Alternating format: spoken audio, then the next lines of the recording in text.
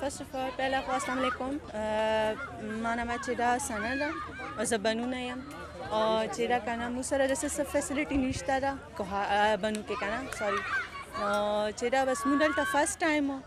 نو کنه د دې وجه نه مو میچ هار کو فرست چې دا کنه مو ښه کوشش ده بقایا څلور میچونه پاتې دي ان شاء الله مو ښه کوشش وکړو چې مو نور هم وګټو. دا څه چې تاسو ته کوم سہولیات درکړي شو په بنو کې ته سہولیات شته نه هلته کې نشته دا سہولیات نه مو سره ښه کوچ ده نه مو سره داسې څه فیسیلیټي ده ګراوند ده سم نشته مو سره.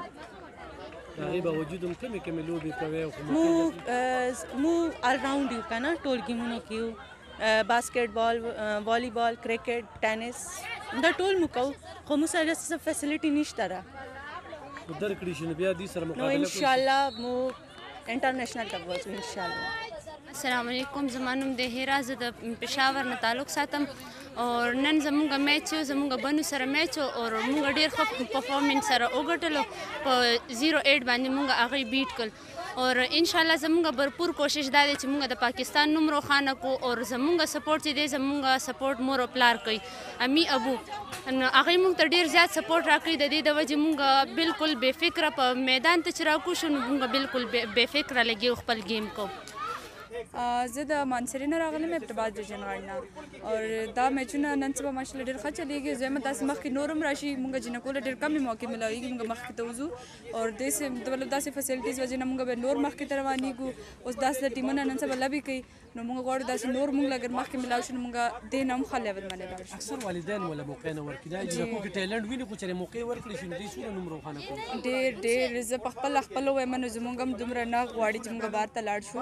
لیکن اوس دا ده چې موږ خبره وکړه موږ رالو ډېر کم موقع راځي موږ جنکو لپاره بهر وتل لپاره هغه راشي بغیر نه پس مور پلار نه پرېږدي نو هغو له مناولو کې هم ټایم لګي نو بیا دا چې اوس زه وایم زه غواړم مخکې میندې دي مور پلار پرېږدي دي چې هغو جات کې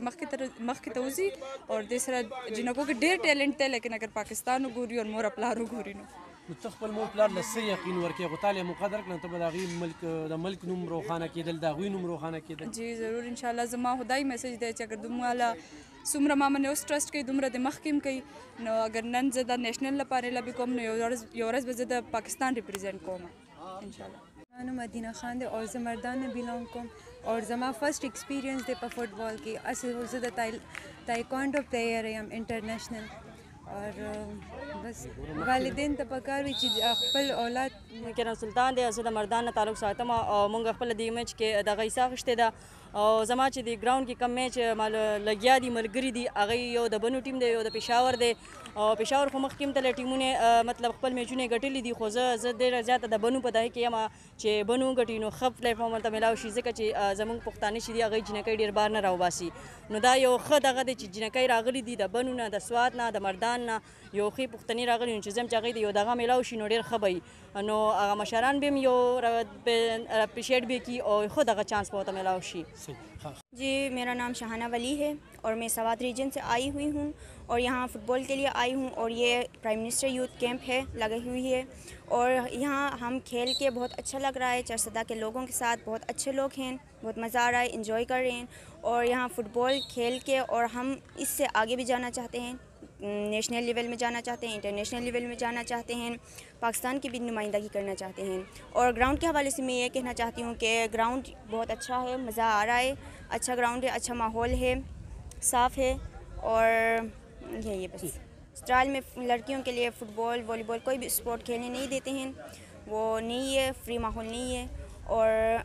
ہم یہاں آئے ہوئے ہیں اور ہم یہاں فری ماحول دیکھ کے ہمیں بہت مزہ آ رہا ہے.